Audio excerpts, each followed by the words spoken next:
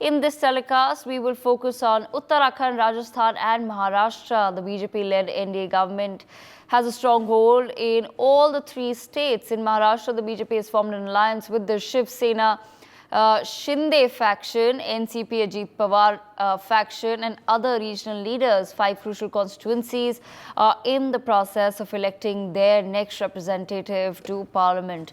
On the other hand, 12 key constituencies are voting in Rajasthan. Meanwhile, in Uttarakhand, the battle is on for 5 seats and the entire state is going to polls in the first phase. We now look at the voter turnout of some of the key constituencies in these 3 states with my colleague Pia. Pia, over to you. All right, first up, Garhwal in Uttarakhand has recorded 36.6% of the electorate coming out casting their vote. Haridwar, 39.41% of the people have come out to cast their mandate. But apart from this, the key battle in Rajasthan is taking place between Bhupinder Yadav and Lalit Yadav. Let's also take a look, in fact, at what exactly is the voter turnout in Pia, I'll come back to you in just a moment. We're looking at some of the key contests. We'll reflect those on our screens. But I've been told that my colleague Uday Pratap Singh with me, joining us from the pink city of Jaipur. Uday, over to you. If you can perhaps speak to some people for us and let us know what is the ground pulse. In fact, it's quite interesting that you mentioned the pink city because this particular booth that I'm at has been done up in pink colors with pink balloons over here, and also, of course, as you can see over here, a pink shamiana, bit of decoration, of course, to attract voters to come and vote, to encourage them, of course, to come and take selfies as well after they have voted. 2 people over here have just cast their vote. आपसे पूछना चाहेंगे किन मुद्दों पे आपने आज vote दिया, बताइए। हमने तो विकास के मुद्दों पे भी वोट दिया है कि मोदी जी काफ़ी कुछ अच्छा करेंगे, इसीलिए हमने भाजपा को ही वोट दिया। प्रधानमंत्री चेहरा देखकर आपने लोकल प्रत्याशी को चुना। आप बताइए, राष्ट्रीय मुद्दे हावी थे या लोकल? लोकल मुद्दे हावी थे। राष्ट्रीय मुद्दे इतने स्मूथ चल रहा है? आप अधिकारी हैं यहाँ, स्मूथ चल रहा है पोलिंग सुबह से? बहुत अच्छा, बहुत अच्छा, बहुत अच्छा, बहुत अच्छा। Let's speak to some more people over here as well. आप बताइए कि आपके लिए मुख्य मुद्दा क्या था? हम लोग का मुख्य मुद्दा तो यही है कि अगर भारत में शांति बनी रहे, वही है सबसे अच्छा। तो वही है, सरकार वापस से आए। ओके, किसी नाम वैसे ले नहीं सकते यहाँ क्योंकि पोलिंग बूथ है, कुछ रूल्स होते हैं। We try and speak to some more people as well. Devika, I am standing at the Vidyanagar area. This is the Vidyanagar Vidhan Sabha, which is of course the Vidhan Sabha of Deputy CM Diya Kumari. She has also been going from booth to booth since the morning. So far 39% polling percentage recorded in the Jaipur city seat. Jaipur rural is seeing a slightly lower percentage of 32%. Overall, Rajasthan is seeing 33% till 1 p.m. Remember, it's hot here in Rajasthan. Summer has, of course, already come here. So we're expecting, as of course it's evening time, then the numbers will perhaps increase post 4 p.m. once again. Afternoon is very, very hot. You can see here, they are both clicking selfies at this selfie point here. आपको अच्छा लग रहा है कि आज आपने vote दिया है? आप ये डालेंगे सोशल मीडिया पे ताकि और भी लोग प्रेरित हो? हाँ, बिल्कुल डालेंगे। बिल्कुल सर, बिल्कुल हमारी जिम्मेदारी बनती है सर इस चीज़ के लिए कि बिल्कुल पूरा परिवार साथ आया, हम देख सकते हैं। बिल्कुल बिल्कुल सर, बिल्कुल अच्छा, बिल्कुल। मेन मुद्दा आपके लिए क्या था, बताइए? मेन विषय क्या था जिसको लेकर आपने आज वोट दिया? नहीं सर, विषय तो ये है कि जो अभी चल रहा है अपने पॉलिटिकल्स, देश और धर्म की स्थापना और हिंदुत्व को आगे लेकर के आना, और जो राम को लाए हैं हम उनको लाएंगे। तो हिंदुत्व आपके लिए एक आकर्षित मुद्दा था। जी, आप बताइए किन मुद्दों को लेकर आज आपने वोट डाला? सर, सबसे पहले तो विकास, फिर हिंदुत्व और सबका साथ सबका विकास। आप बताइए, अभी आप वोट डाल के आए हैं, गर्मी का सामना आप कर रहे हैं, फिर भी आप अपना कर्तव्य का पालन कर रहे हैं, बहुत अच्छी बात है। What is the main issue for you? लोकतंत्र ये मेन इशू। और क्या लोकतंत्र में तो सबसे ज़रूरी जो विकास हो रहा है, हम उस विकास को आगे बढ़ाना चाहते हैं। आप बताइए आंटी जी। जो हमारे भगवान को लेके आया, हम उन्हें लेके आएंगे। गर्मी है मगर फिर भी आप आ रहे हैं, बहुत अच्छी बात है। आप और लोगों को भी कहेंगे कि आएँ, वोट परसेंटेज बढ़ाएं? वो तो है ही, आइए परसेंटेज बढ़ाइए। आप अपने छोटे से बेटे को भी लेकर आए हैं यहाँ? हाँ, छोटे से बच्चे को यहाँ लेकर आए हैं, इनको प्रेरणा देना चाहते हैं कि एक दिन ये वोट डालेंगे जब 18 उम्र के होंगे। बिल्कुल बिल्कुल 2046-44 में जब ये तैयार होंगे तब तक इनको तैयार, इनको एक्सपीरियंस देना चाहिए। तब तक आप बता दीजिए आपके लिए, आपके मन में क्या चल रहा है जब आप बटन दबाएंगे? मेरे मन में तो राष्ट्रवाद का मुद्दा है। नेचुरली मोदी सरकार आ रही है, भ्रष्टाचार मुक्त भारत बात को बनाना है। स्मूथ चल रहा है मामला, स्मूथ है सुबह से, बिल्कुल स्मूथ, कोई इशू तो नहीं नो है? इशू। अच्छा, थोड़ा सा डिप है अभी, क्या आप उम्मीद करते हैं शाम तक ये और बढ़ेगा क्योंकि गर्मी है शायद इस वजह से कम? धूप के कारण से क्या है, गर्मी के कारण से लोग बाहर कम निकलते हैं, जैसे ही धूप कम हो जाएगी वैसे ही लोग आना चाहेंगे। Okay. Jaipur, of course, is seeing a contest between Pratap Singh Khacharyavas of the Congress and Manju Sharma of the BJP. Jaipur Rural is seeing a contest, Devika, between Rajan Singh of the BJP. We spoke to him just a short while back. He's also going booth to booth in Jaipur Rural seat. He's also hopeful that by the evening, because Rural is a bit more spread out, the numbers will increase there. He is fighting against Anil Chopra of the Congress. BJP heavily relying, of course, on PM Modi here, whereas the Congress relying on local issues, trying to highlight unemployment, and also their alliances with RLP and the rebels who they've got from the BJP's fold.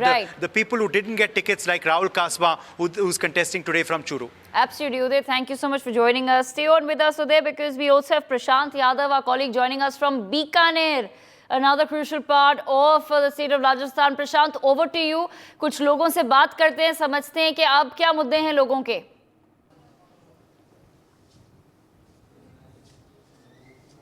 जी बिल्कुल, देखिए मेघा, लगातार जो है सुबह से यहाँ पर मतदान केंद्रों पर जो है भीड़ देखने को मिल रही थी, मगर अब जिस तरीके से हमने बताया था कि जो बीकानेर में है वो अब जो है धूप के कारण, कहे कि पारा ज़्यादा होने के कारण जो है लोगों की में अब कमी आई है। मतदान केंद्रों पे जो लोग हैं वो अब कम देखने को मिल रहे हैं, मगर जो लोग हैं उनसे बात करना चाहेंगे। भैया, किन मुद्दों को लेकर अपना जो वोट कास्ट करेंगे? यही मुद्दे हैं, जो सड़कें, साफ सफाई वगैरह, पानी वगैरह मुद्दे।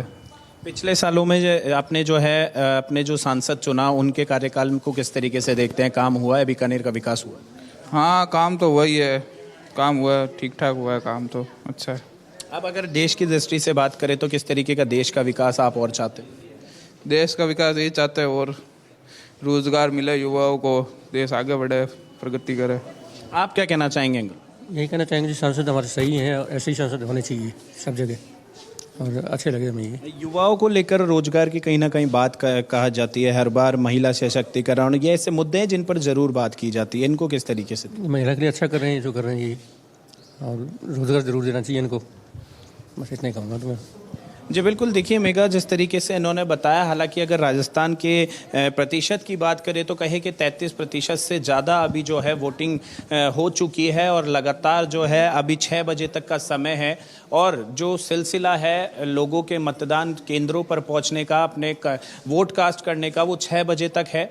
देखने वाली बात होगी कि राजस्थान में जो पहले चरण की, यानी 25 राजस्थान की 25 सीटों में से 12 सीटों पर जो आज पहले फेज का चुनाव कराया जा रहा है, उसमें कितने प्रतिशत वोटिंग होती है। मगर अगर बात कर ले बीकानेर की, तो यहाँ से जो उम्मीदवार है बीजेपी के अर्जुन राम मेघवाल, उन्होंने भी वोट कास्ट कर दिया है। वही अगर कांग्रेस के प्रत्याशी कहे अर्जुन राम मेघवाल, उन्होंने भी अपना वोट कास्ट कर दिया है। साथ ही जो बीडी कल्ला है, जो पूर्व मंत्री है कांग्रेस के, वो भी बीकानेर से उन्होंने भी अपना वोट कास्ट कर दिया है। लगातार जो है सिलसिला इस तरीके से जारी है। बीकानेर की अगर जातीय समीकरण की बात करें तो ये बीकानेर लोकसभा सीट है जो शुरू से ही कहीं ना कहीं अनुसूचित जाति की सीट रही है, और कहे इसीलिए यहाँ पर जो तीनों प्रत्याशी है, अर्जुन राम मेघवाल जो बीजेपी से हैं, गोविंद राम मेघवाल जो कांग्रेस से हैं, और खेताराम मेघवाल जो बहुजन समाज पार्टी से, तो कहीं ना कहीं कहे कि तीनों के बीच में त्रिकोणीय मुकाबला देखने को मिल रहा है। हालांकि अर्जुन राम मेघवाल का ये कहना है कि मैं पिछले 3 बार का सांसद हूं और लोगों ने मेरे पर विश्वास जताया, चौथी बार भी मैं जरूर भारी मतों के साथ जीत हासिल करूंगा। वहीं गोविंद राम मेघवाल का ये कहना है कि इस बार जो है अर्जुन राम मेघवाल को उनके जो जीत की जो उन्हें गर्व है उसका जवाब मिलेगा, और उनको हार का सामना करना पड़ेगा जब रिजल्ट जारी किए जाएंगे, जब कहीं ना कहीं देखने को मिलेगा कि किस तरीके से जनता का जो फैसला है। जी Right, absolutely, Prashant. Thank you so much for joining us on the broadcast. We quickly go across to Praveen Kumar, my colleague, joining us from Uttarakhand as well. Praveen, over to you. Take us through some of the thoughts of the people where you're standing, Praveen. क्या सोच रहे हैं लोग, क्या मुद्दे हैं? जी देखिए, मैं अभी थोड़ी देर पहले शहरी क्षेत्र में था, वहाँ पर मतदान की गति बिल्कुल धीमी थी, लेकिन अभी मैं ग्रामीण क्षेत्र में आया हूँ, राजकीय प्राथमिक विद्यालय धनपुरा में हूँ। आप लंबी लाइन को देख सकते हैं कि लोग इस धूप में भी, चिलचिलाती धूप में भी खड़े होकर अपनी बारी का इंतजार कर रहे हैं वोटिंग करने के लिए। और हम लोगों से बातचीत भी करते हैं तो ये ग्रामीण और शहरी क्षेत्रों के वोट कास्ट में अंतर है कि शहरी क्षेत्र में लोग ज़्यादा नहीं निकल रहे हैं। सुबह निकले थे, उसके बाद धूप जैसे ही जो हुई उसके बाद लोग बाहर नहीं निकले, लेकिन जो ग्रामीण क्षेत्र है वहाँ पे लोग बाहर निकल रहे हैं। किस तरह से देखते हैं इस चुनाव को? क्या है इस बार मुद्दा?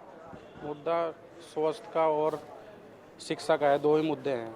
प्राइवेट स्कूल लोगों की मनमानी हो रही है, गरीब बच्चे नहीं पढ़ पा रहे हैं, बस ये दो ही मुद्दे हैं, शिक्षा और चिकित्सा।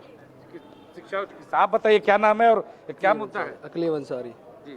बस समस्या तो कुछ नहीं है, सही है जो भी हो रहा है सत्ता में, किसी प्रकार की कोई दिक्कत ही नहीं है इसमें।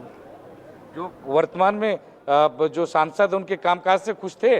उनके कामकाज से कुछ नहीं आते, वो तो आगे देखा उन्होंने, यहाँ से हमारे हरिद्वार ग्रामीण सीट में कोई विकास ही नहीं हुआ उनके थ्रू। 10 साल में कुछ भी नहीं हुआ यहाँ तो, सड़क की समस्या कुछ नहीं हुआ उनके अलावा। जी आप बताइए, आप अपना नाम बताइए, क्या क्या है यहाँ पर मुद्दा, क्या है? अरे हम तो जानते हैं, तो पान पढ़ो जी, नहीं बताओ। लो मुद्दा ये है जी क्षेत्र का। क्या नाम है? पहले नाम बताइए। मेरा नाम है जी मोहम्मद आजम। मुद्दा है कि क्षेत्र का विकास होना चाहिए, और ऐसे नहीं है कि कोई आगे नहीं देखता है, यहाँ जैसे कोई बन जाता है, कुछ नहीं, कुछ विकास नहीं हो रहा। वैसे बढ़े हैं आप लोग, कुछ नहीं है जी, बेकार हो, बस व्यवस्था बिल्कुल बेकार हो, कोई फायदा नहीं है, यहाँ लाइन हो लगाना कभी। यानी कामकाज से नाराज? हाँ जी, काम से नाराज। आप बताइए। कुछ नहीं है कुछ नहीं सर, ठीक है, भाई ने बोला सही बोला ने भी। देखो सबसे बड़ी होती है आदमी की समस्या। आप बताइए भाई साहब, क्या है मुद्दा इस बार? किस मुद्दे के आधार वोट कर रहे हैं? मुद्दा तो यही है जी, अमन का माहौल चाहिए हमें तो। फालतू का ये एक तो धर्मवाद नहीं होना चाहिए, हिंदू मुस्लिम ये ख़त्म करो ये समाज।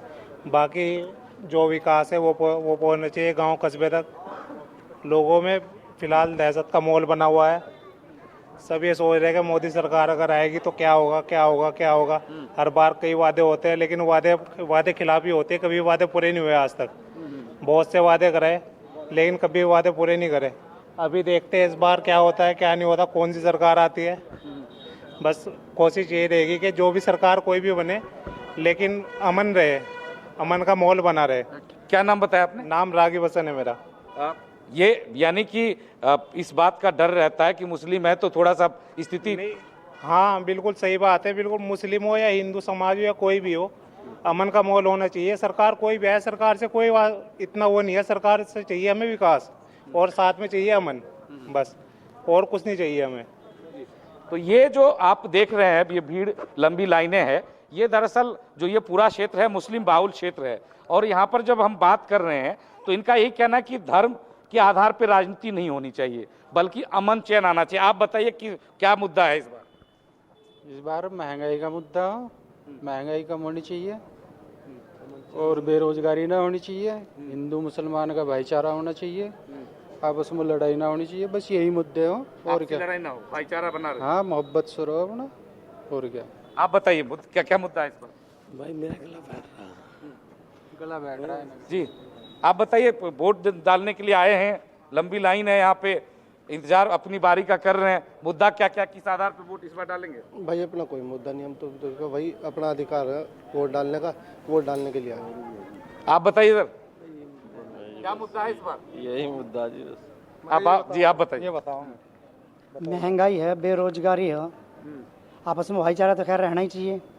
तो मेन चीज़ तो ये महंगाई और जो बेरोजगारी तो सबसे बड़ी चीज़। लोग बाग जो वोट डाल लेंगे, या मान के चलो मेरा अपना अधिकार है, तो इस बेस को ही देखते हैं, इस तरह की वही वोट डाल ली जाएगी, ऐसी बातों को देखते हैं। बस अदर क्या। आप बताइए। तो बता तो यहाँ पर जो लोग खड़े हैं उनका ये कहना है कि मुद्दा है, चाहे वो शिक्षा का मुद्दा हो, शांति का मुद्दा हो, भाईचारा का मुद्दा हो, प्रेम से रहने का मुद्दा हो, स्वास्थ्य का मुद्दा हो, इन मुद्दों के आधार पर वोट कर रहे हैं। उत्तराखंड की बात करें तो उत्तराखंड में 5 लोकसभा सीट है, और जिस लोकसभा सीट पे मैं खड़ा हूं ये हरिद्वार लोकसभा सीट है। यहाँ पर तकरीबन 5 लाख के आसपास मुस्लिम आबादी है, SC ST OBC की अच्छी खासी यहाँ पे आबादी है, और इस सीट पर त्रिकोणीय संघर्ष है। बीजेपी के कैंडिडेट इस बार जो है त्रिवेंद्र सिंह रावत हैं, जो कि उत्तराखंड के पूर्व मुख्यमंत्री हैं। इससे पहले Okay, Praveen, thank you so much for bringing us the ground pulse. For more such videos, subscribe to the NewsX YouTube channel, hit the bell icon.